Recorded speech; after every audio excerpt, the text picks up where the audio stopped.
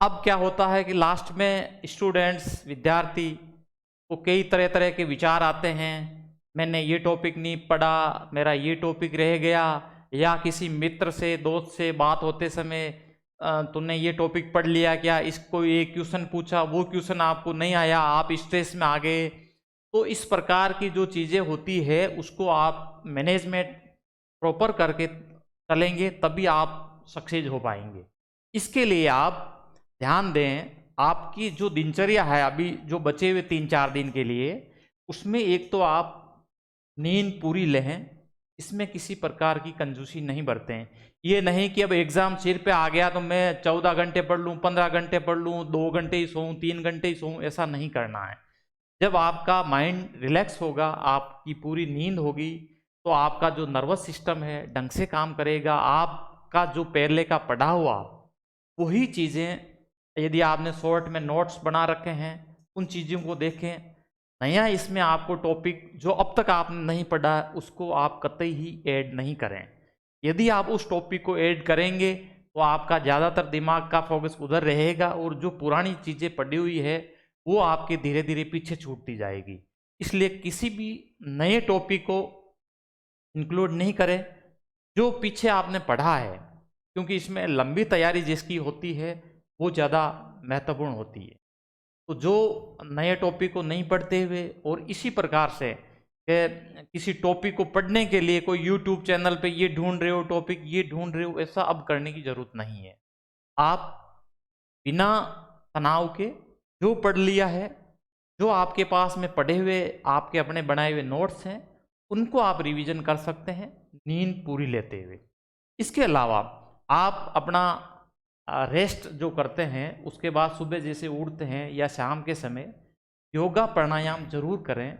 10 minute, 5 minute, 15 minute आप अनुलोम विलोम, कपालभाति, श्वास को बाहर छोड़ना, वापस लेना, गहरा भ्रामरी प्राणायाम भ्रामरी बहुत इंपॉर्टेंट होता भ्रामरी है। प्राणायाम, ये चीज़ें आपको दिमाग को संतुलित करती है, आपकी मेमोरी पावर भी बढ़ाती है।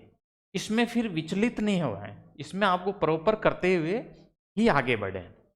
तो ये जैसे आपको, इसके अलावा डाइट जो आपकी है उस पर प्रॉपर ध्यान दें।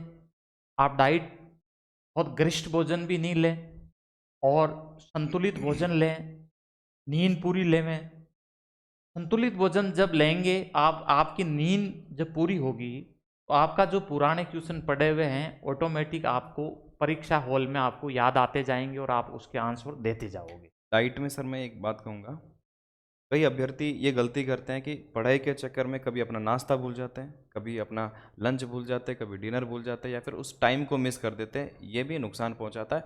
टाइम जो खाने का है उसको उसी प्रॉपर समय पर आप ले, पढ़ाई के चक्कर में उसको मिस नहीं करें। हाँ बिल्कुल, ये बात सही है कि आप पढ़ाई के चक्कर में जैसे नाश्ता करना भूल गए या टाइम पे लंच जो आपको 1 बजे लेना है या 10 बजे लेना, जो भी आपका शेड्यूल है, आप उसको 4 बजे तक कुछ नहीं ले रहे हो, चाय पे चाय पिए जा रहे हो, तो ये चीज़ें नुकसान करती है। चाय आप यदि पीते हो तो बहुत कम कर दें, एक चाय सुबह ले ली, एक 4 बजे वाले टाइम पे ले ली, बहुत ज़्यादा चाय नहीं लें। और जो डाइट लें वो संतुलित डाइट लें, और ना ज़रूरत से ज़्यादा और ना ज़रूरत से कम, बहुत बैलेंसिंग डाइट होनी चाहिए, तभी आप लोग अपने शरीर को व्यवस्थित रख पाएंगे। अच्छा, दूसरी चीज़ मैं ये कहना चाहूँगा, आजकल डेंगू और मलेरिया बहुत ज़्यादा फैल रहा है। डेंगू जैसा कि आपको पता है मादा एडीज मच्छर से फैलता है, और ये सुबह के समय ये मच्छर काटता है और पैरों के आसपास, ये मान लो एडीज यानी एडी के आसपास में ये मच्छर काटता है। आप बचाव करें। जो डेंगू है काफ़ी खतरनाक रोग है। इसी प्रकार से मलेरिया जो है वो मादा एनोफ्लिस से फैलता है। तो वो अंधेरे में, दिन में, रात में किसी भी समय काट सकता है। तो मच्छरों से, ये जो मौसमी बीमारियां हैं, इनसे आप बच करके रहें ताकि इस परीक्षा के समय आपको किसी प्रकार का डिस्टरबेंस नहीं आए, आपका शरीर स्वस्थ बना रहे और निरोग बना रहे। इसके बाद आपका जो एग्ज़ाम सेंटर है, उस एग्ज़ाम सेंटर को आप प्रॉपर तरीके से देख लें कि आपका एग्ज़ाम सेंटर कहाँ आया है। जैसे कई बच्चे मैंने देखे थे, मेरे घर के पास में एक स्टीफन स्कूल है और एक स्टीफन स्कूल किशनगढ़ अजमेर में भी है। तो कई बच्चे किशनगढ़ अजमेर वाले, अजमेर जो शहर में स्टीफन स्कूल है वहां पे पहुंच गए थे। वो क्या अजमेर शब्द देखते हैं, आगे का पहले का शब्द किशनगढ़ नहीं देखा और वो अजमेर वाली स्टीफन में पहुंच गए। तो आप प्रॉपर तरीके से आपका जो एग्जाम सेंटर है उसको देख लें आप, और उसके बाद में उस सेंटर पे समय पे पहुंचे। कई बार क्या होता है कि समय पे नहीं पहुंचने पे बहुत भागादौड़ी रहती है, और जब आपको टाइम जो दिया हुआ है उस पर नहीं पहुंच पाते हैं तो एंट्री नहीं मिल पाती है। जैसा कि आपने देखा होगा रीट के एग्जाम में कुछ अभ्यर्थी कैंडिडेट्स टाइम पे नहीं पहुंच पाए थे और वो फिर विलाप करते रहे कि हमें एंट्री दे दीजिए। अब उनका क्या है कि निश्चित जो डायरेक्शन दिए हुए हैं उसी डायरेक्शन के अनुरूप जो केंद्र के अधीक्षक होते हैं वो एंट्री नहीं दे पाते हैं। इसलिए समय पर पहुंचने ही है, आपको हर हाल में समय पर पहुंचना है टाइम को मैनेजमेंट करते हुए। इसके अलावा आप जब परीक्षा हॉल में जाते हैं तो आपका एक ड्रेस कोड उस पढ़ लीजिए, आप जो डायरेक्शन दे रखे हैं उसी के अनुरूप ड्रेस कोड में जाइए आप। जब आपके वहाँ ड्रेस कोड में प्रॉपर नहीं जाते हैं तो कभी कैंची से कुछ काटना पड़ता है, तो इससे आपको थोड़ा सा स्ट्रेस आने की संभावना रहती है। तो आप वो डायरेक्शन पढ़ लेंगे और उसी डायरेक्शन के अनुरूप आप जाएंगे तो आपको किसी प्रकार की प्रॉब्लम नहीं होगी। इसके अलावा कई बार यूं चर्चा चलती है कि ये पेपर आउट हो गया, ये पेपर आउट हो गया, वैसा हो जाएगा, वैसा हो जाएगा। आप इन अफवाहों से बचें।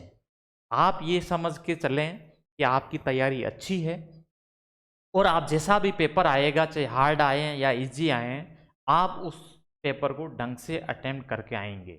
यदि आप इन अफवाहों पे ध्यान देंगे तो आपकी जो तैयारी की गई है उस तैयारी में से भी कुछ माइनस होता चला जाएगा, आपकी मेमोरी में से निकलता चला जाएगा। इसलिए इस प्रकार की जो अफवाहें हैं इन पे आप कतई ध्यान नहीं दें। और थोड़ा बहुत टाइम स्ट्रेस से बचने के लिए आप अपने दोस्तों के साथ बैठें, शाम के समय खाना खा के 5 दोस्त इकट्ठे हो गए, थोड़ी सी इन जनरल गपशप कर ली। फिर क्या होता है कि आपको किसी प्रकार का जो हल्का फुल्का यदि तनाव आता भी है तो वो तनाव नहीं रहेगा दोस्तों से बातचीत करने से। और आपको ऐसा भी नहीं है कि बिल्कुल आपको मतलब इसकी खबर ही नहीं रखनी, थोड़ी बहुत चिंता एग्जाम को लेकर रखनी है, परंतु स्ट्रेस तनाव में नहीं रहना है। आप अपने दोस्तों के साथ बात करेंगे, उनसे गॉसिप करिए, वैसे ही जैसे चाय की थड़ी पे बैठ के और बातचीत करते हैं, तो आप बहुत इजी वे में आप उनसे डिस्कस करिए ताकि किसी प्रकार का आपको स्ट्रेस उस समय नहीं हो और आगे भी नहीं हो। और प्रॉपर रूप से आप ये सारी चीज़ें टाइम के साथ करते जाएंगे तो आपको किसी प्रकार की दिक्कत नहीं आएगी।